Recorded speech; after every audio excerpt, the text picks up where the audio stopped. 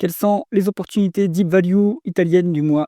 C'est ce qu'on va regarder ensemble dans cette vidéo. Abonnez-vous à la chaîne si ce n'est pas déjà fait, activez la cloche. On commence tout de suite avec les paramètres de notre screener deep value italien.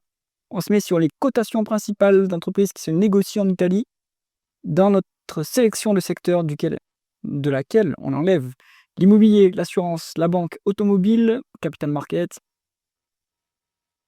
les biotech et les pharmaceutiques. En termes quantitatifs, on se concentre sur les entreprises de minimum 100 millions d'euros de market cap pour avoir des dossiers liquides et sur lesquels la communication est plutôt convenable.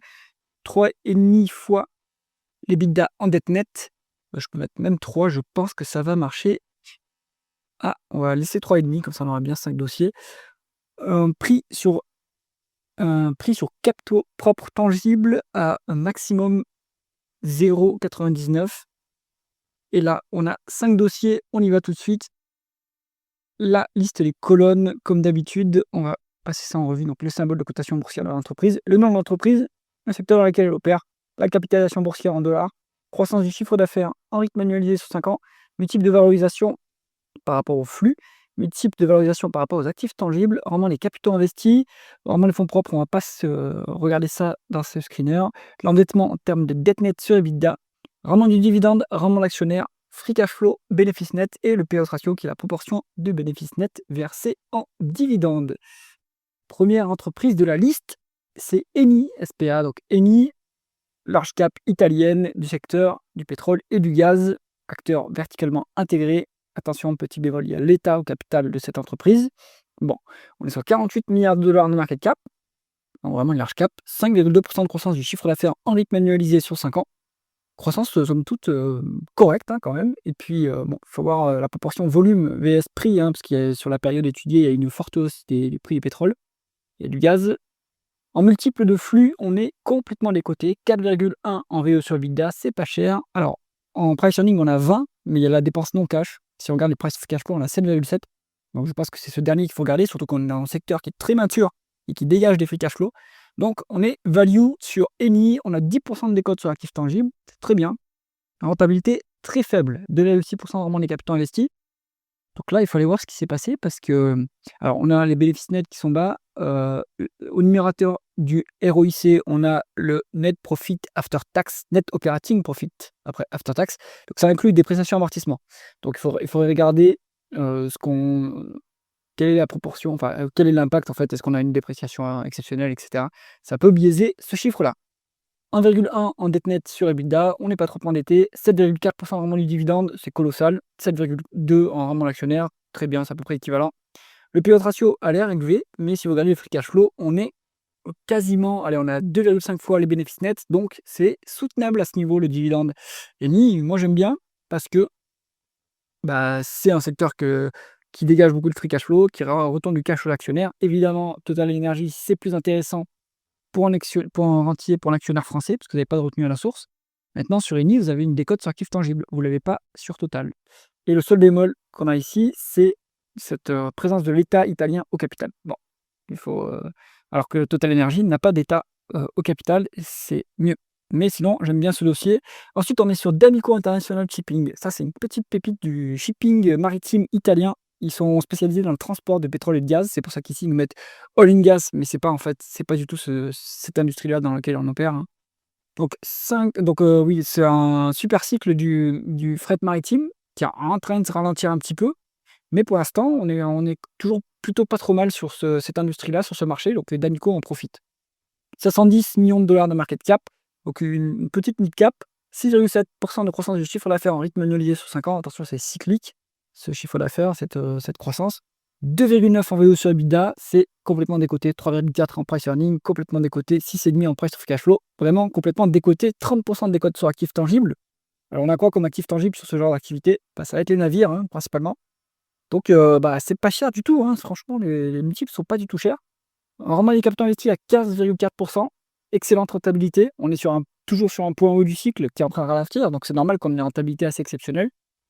On est à 0,8 en termes de dette nette sur EBITDA, ce qui est plutôt sain, c'est-à-dire qu'on n'arrive pas trop endetté dans un ralentissement. C'est bien. 15,7% de rendement d'actionnaire. Énorme. Donc le management est intelligent et c'est que le cycle ne durera pas éternellement, donc ils rendent un maximum de cash à l'actionnaire tant qu'ils peuvent en générer. Ça, c'est bien. Vous avez peut-être un peu de dilution, 13,8% de rendement d'actionnaire, mais il faut vérifier si on a des nouvelles actions qui ont été créées ou si ce sont des actions qui ont été sorties de l'autocontrôle. Bon. Le payout ratio, par contre, il est à 80%, hein. Vu que les free cash flow sont la moitié des bénéfices nets, 80%, c'est pas un souci. On sait très bien que ce niveau-là ne sera pas maintenu, sur les prochains exercices, vu que les free cash flow vont baisser.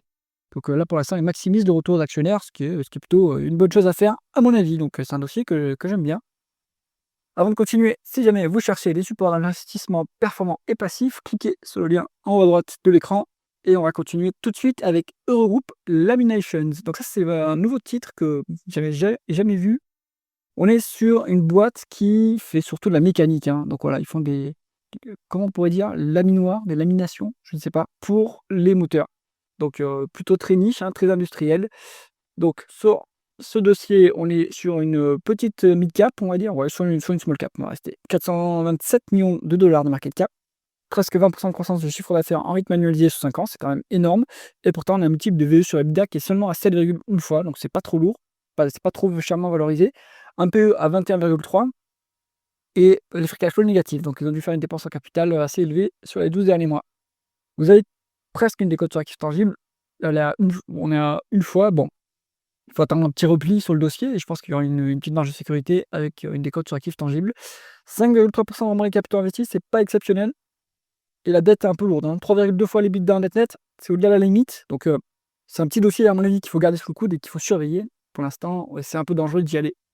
1,8% de rendement du dividende, un peu de rachat d'actions potentiellement, 2,3% de rendement de l'actionnaire.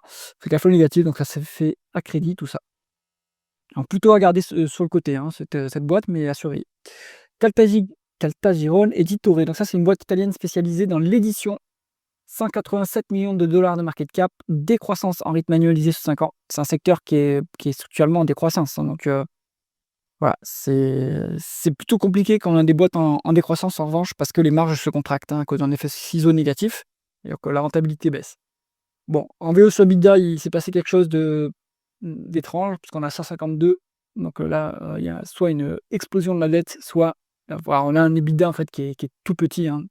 22 en PE. Peut-être qu'il y a du résultat financier, c'est ce qui compense en fait les bénéfices nets vs l'EBITDA. Il faut les regarder. 60% de décote sur actifs tangibles. Bon, ça c'est une énorme marge de sécurité. Maintenant, c'est peut-être un value trap, hein, vu qu'on est en décroissance. La rentabilité est médiocre, voire quasiment nulle. 0,3 fois l'EBITDA en net, donc en fait, il n'y a pas beaucoup de dettes. 2,6% de rendement du dividende. Free cash flow négatif, bon, ça se fait à crédit. Alors plutôt à l'écart de ce dossier quand même qui m'a l'air compliqué, en décroissance et pas de rentabilité structurellement, donc plutôt à l'écart. Ensuite, on est sur EMAC SPA. Alors eux, ils font la production et la distribution de machines, composants et accessoires pour le jardinage, l'agriculture, la sylviculture et l'industrie. Très bien. Petit marché de niche, on est sur 165 millions de dollars de market cap, 7% de croissance du chiffre d'affaires en rythme annualisé sur 5 ans, pas mal. Bonne petite croissance, 6,5 en VE sur EBITDA, donc c'est pas très cher, 17 en PE. Donc ça, c'est un peu cher, mais bon, le multiple de VE sur EBITDA est pas cher et vous avez 20% de décote sur actifs tangibles, donc ça, c'est intéressant. Une rentabilité qui est plutôt moyenne, hein, 5,1 en rendement des capitaux investis, c'est pas exceptionnel, et on est endetté sur le dossier à 2,6 fois l'EBITDA en dette nette. Un rendement du dividende 2,8% contre des bénéfices nets à 9,7%.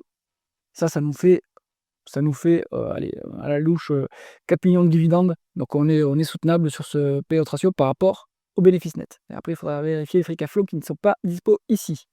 Bon, alors qu'est-ce qu'on peut garder dans cette liste? Moi, j'aime bien Eni, même si elle est à Italie en capital. J'aime bien D'Amico. Et c'est tout dans cette liste, les 2 dossiers que je garderai. J'espère que cette revue du screener Deep Value italien vous a intéressé. Si c'est le cas, mettez un pouce vers le haut et pensez à vous abonner à la chaîne. À bientôt!